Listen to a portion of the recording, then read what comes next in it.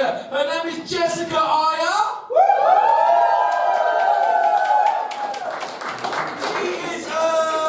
She's from all over the place, right? Actually, and you know, the second half, because we are running out of time now, so I'm not going to do characters, I'm just going to raise my hands again. I'm going to raise my hands. So Jessica Aya, all the way from, she's going to tell you where from, right? When I get to the top, you're going to go batshit crazy. People!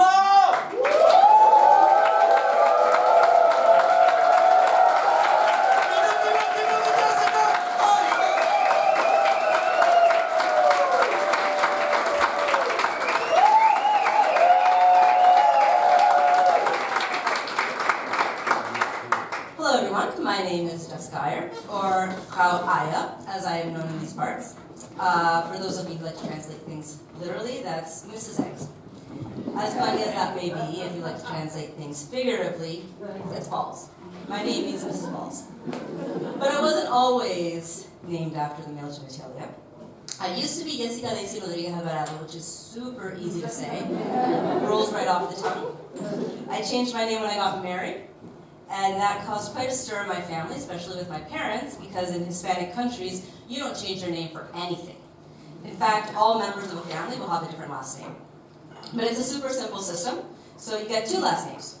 Your first last name is the first last name of your father, your second last name is the first last name of your mother.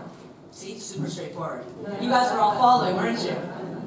I think they do this because there's a lot of us, and at any point in time, it helps to keep organized. At any point in time, there could be upwards of 50,000 Juan Lopez's, or J-Los, as their friends like to call them, running around, but only like 20 Juan Lopez Guerras. So it really helps to kind of narrow things down, makes it easier to find people.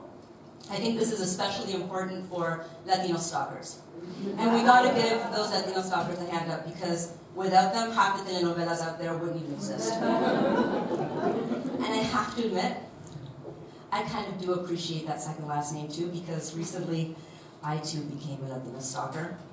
It wasn't by choice. The Latino stalker life chose me. I did not choose the Latino stalker life. It started with my email address.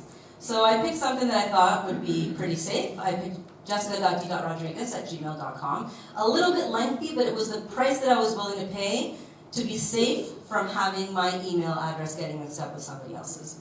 Huh. You are never safe when you're a Latina with a single last name.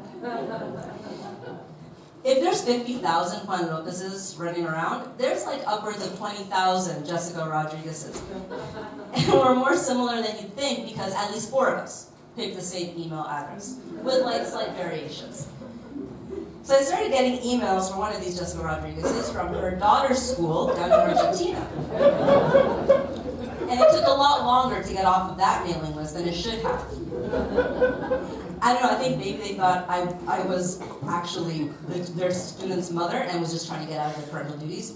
I get these emails like, Mrs. Rodriguez, you're 2 weeks late on your payment from October 25th.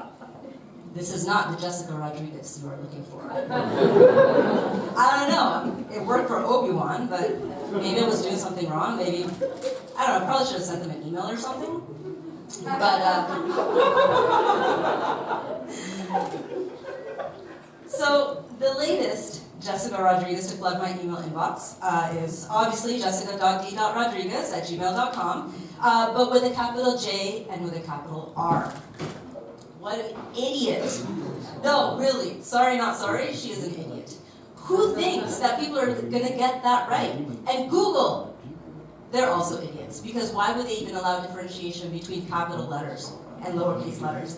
Like really, don't they realize people are inherently lazy? Like expecting them to hold down that shift button while they're writing out an email address, it's like expecting guys to put down the toilet seat once they're done peeing. Like it really only leads to disappointment and really rage. So I thought, you know what, I'm gonna track down this idiot. Armed with the knowledge that she lives in El Paso, Texas, drives a 2020 Dodge Ram Laramie, which, by the way, is in need of an oil change, and has a daughter named Josie, who is failing of all things Spanish.